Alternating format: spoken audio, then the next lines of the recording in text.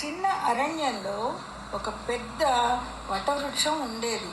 ఆ చెట్టుపై ఒక చిన్న చిట్టి పిట్ట గూడు కట్టుకొని తన గుడ్లను ప్రేమగా కాపాడుతూ ఉండేది.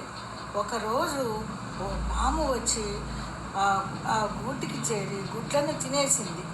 చిట్టి పిట్ట దుఃఖంతో ఏడ్చింది, కానీ అది భయపడలేదు. తన తెలివిని ఉపయోగించి పాముకు బుద్ధి చెప్పాలని నిర్ణయించింది.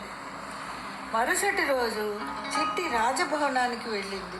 అక్కడ రాణి ఒక విలువైన వజ్రాల హారం మేడ మీద పెట్టింది. చిట్టి చురుకుగా వెళ్ళి ఆ హారాన్ని ఎత్తుకొని పాము పుట్ట దగ్గర వేసింది. అక్కడికి రాజభటులు హారం వెతుక్కుంటూ వచ్చారు. చిట్టి గట్టిగా అరుస్తూ వారి దృష్టిని పాము పుట్ట వైపుకు ఆకర్షించింది. వారు తవ్వితే హారం కనిపించింది.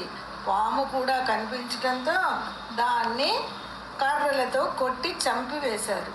అప్పటి నుండి చిట్టి పిట్ట గూడు సురక్షితంగా మారింది. చిట్టి మళ్ళీ గుడ్లను పెట్టి ఆనందంగా తన పిల్లలతో జీవించింది.